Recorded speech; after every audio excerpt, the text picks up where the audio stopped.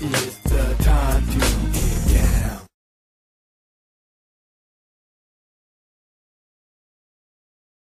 Yeah, everybody.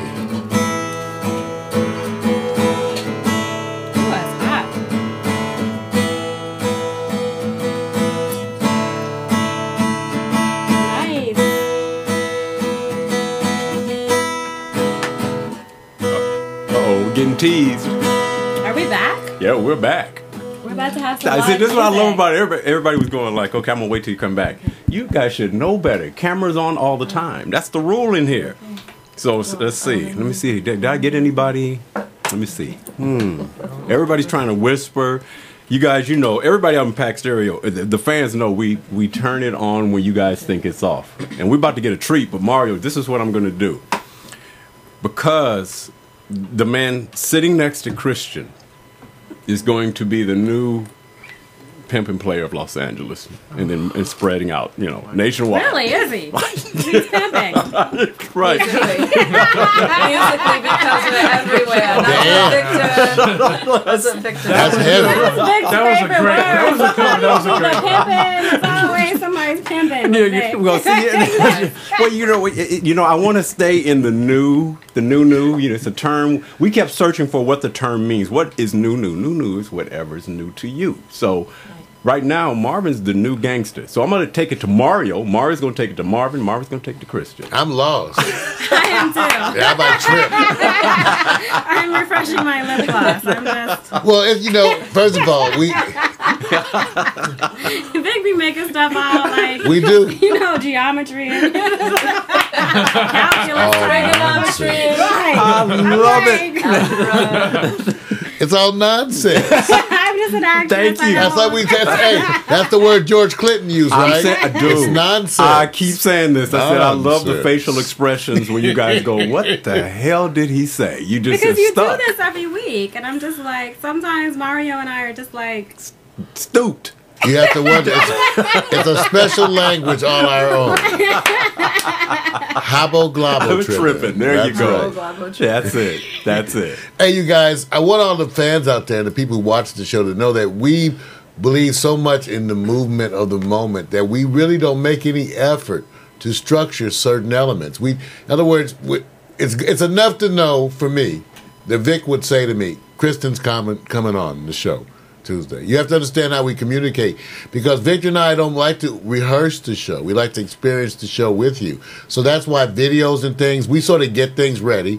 But if I'm going to preview stuff, usually I won't watch it. Nope. I'll watch it on the show with you so I can react with you. So we let it be that kind of a thing. So when Vic said to me this week, I said, Vic, what's coming up? He said, Kristin's going to be on the show on Tuesday, and Suzette's going to be there. I said, yeah.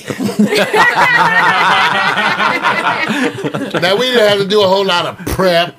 We didn't get all into the details of the content, the stratagems involved with Kristin Commodore. I said, what's she going to do? Well, she ain't told me yet. What's she going to do? I said, okay. Now, that was last night, though. But it doesn't make any difference. Because the way we design our interaction is to be fluid, to be flexible. And so I get to have the wonderful, joyful surprise of finding out live what Kristin is going to do. And that's so much more wonderful than like even getting the CD ready and all the stuff ready. And I get to go like, what are we doing? And that's what I'm saying right now. So everybody, Kristin Commodore, what are we doing?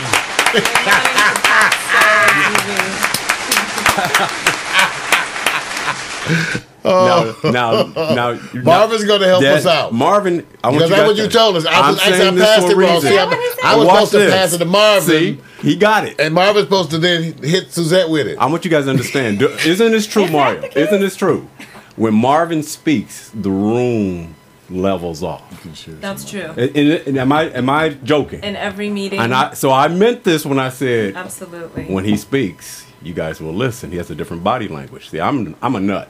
So you guys don't have to pay attention to me. But Marvin, he has show. calm there presence. you go. You know, calm presence.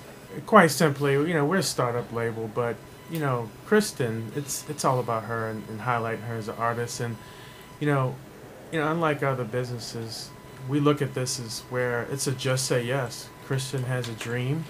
We put into a vision, we bring it to life. And it's quite simple. And, we've done that for the past several months. And as a startup, it's amazing how when you have a vision and you believe in it, how things just start to happen in your life one day at a time. Kristin was on the ballot for 4 nominations for a Grammy. That started with a vision. The LLC, we became an independent label. That started as a vision. And all the things we talk about doing in the future is all about a vision. But it all comes about Kristin having a dream. And by the way, as you all know, she's the most brilliant person I've ever met. Extremely intelligent.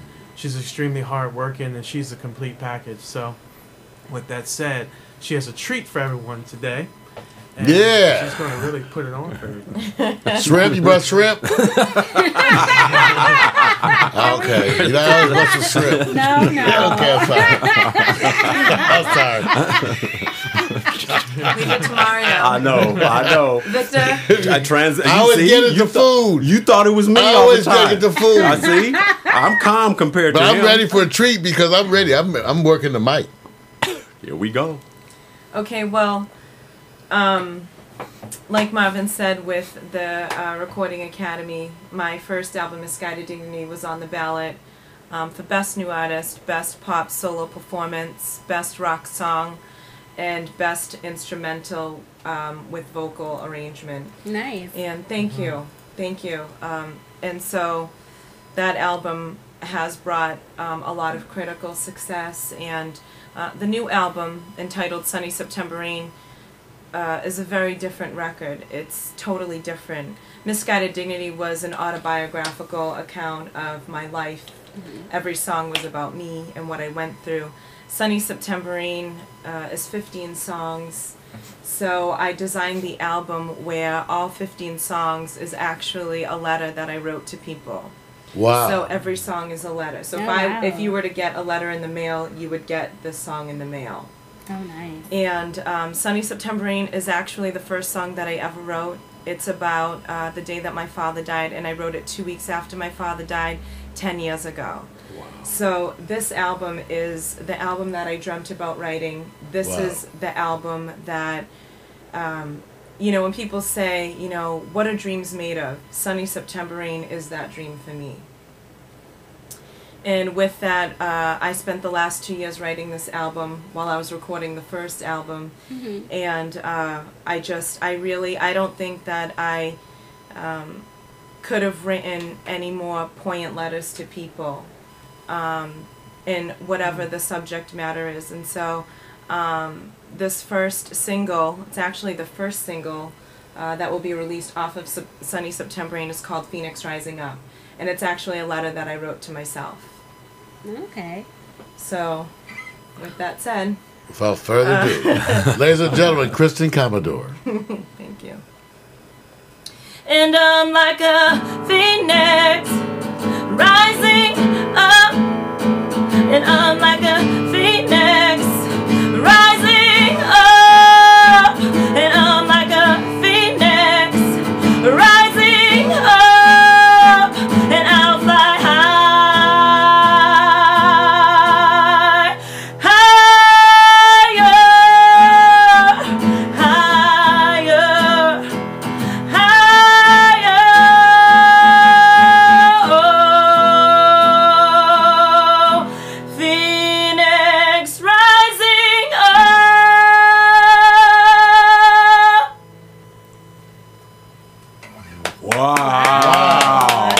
Caught me off guard on that one.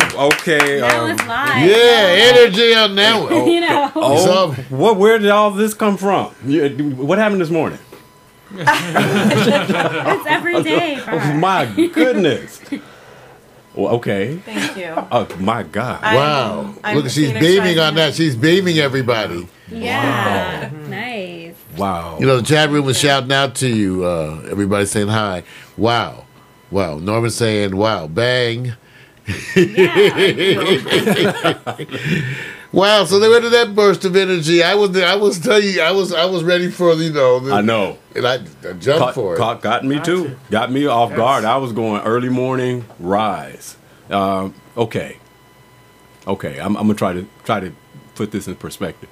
I've heard the song performed live, and is there something different about being in here in the studio versus what was happening live? I know on the stage is different, but a lot of times we talk about people. It's very hard to transfer it when you're in a, say, studio show production. Is it a different feel? Do you have to do something different to get to this moment? Because we've had you twice on the show, and nothing like this song. What happened? Well, actually, it's I'm not really sure what happened. I believe that this second album is just it's the transition, and it's very difficult for musicians to transition from a first album to a second album. And this is my sophomore effort, and everyone knows as a musician that sophomore albums can make or break a career. And I knew that I needed to spend a long time writing this album to make sure that I am able to showcase myself as a producer and as the best songwriter that I am, because when I started in this industry, I started as a songwriter. I didn't start as a vocalist. And Sunny September Rain, the first song that I wrote, I won a songwriting award for that song. I also won a songwriting award for another song, Addiction, which I'll sing a cappella later, which is also a single off of the album. And really it's just where I'm going vocally and where I'm going in my career. And I really feel like I am that phoenix that rises up. And I think with Misguided Dignity, it was sort of just a downtrodden type of state that I was in because of the lyrical content. It was a darker album. There was strong subject matter. And this record is, it's about writing letters. So I wrote a letter to myself in August of 2010 saying that I was the phoenix rising up. And what I would do is to remind myself is when I was on Facebook on my personal page, I would just type in Phoenix Rising Up. I wouldn't say anything else. And I would do that once a month just to remind myself of what it was. Just those subtle reminders. Wow. So I decided that this was going to be the first single off of the album. But I have to tell you, just getting into the studio and laying, just some vocals down, it's just been extraordinary. This is just a song actually for the country, about people rising up, Phoenix rising up. We're in a recession. We're, experiencing Occupy Wall Street. There are a lot of things that are going on right now, and I want everybody to feel positive. I want everybody to know that they can live their dream. I feel like I'm a living testament of that, and the living testament translates into a phoenix rising up. Got it. That's it, man. Wow. Wow, that is... Now, you say everything's well represented here at the site. Let's take a moment, just a moment, to show that, just so we can come back. But take a look at Kristin's site. You guys, wonderful, man. And you're picking up on those members there. Wow. The activity's already there, the layout. Very prominent, simple, direct, and the name. What I like what you did with the name, you see that first. I mean, it's Thank you. Bam. You see it first. They always say, what is the first thing that strikes your eye when you go to a page? And sometimes people are searching. Well, one of the things that we talked about that's unique about internet television is that it's not just what's in that video player. Vic and I constantly remind people, we constantly remind people that internet television is the cumulative experience of everything that surrounds that player. When you get there, and that, let me point it out. When you go to her site, so much of what you see is from her. Right. So much is from her.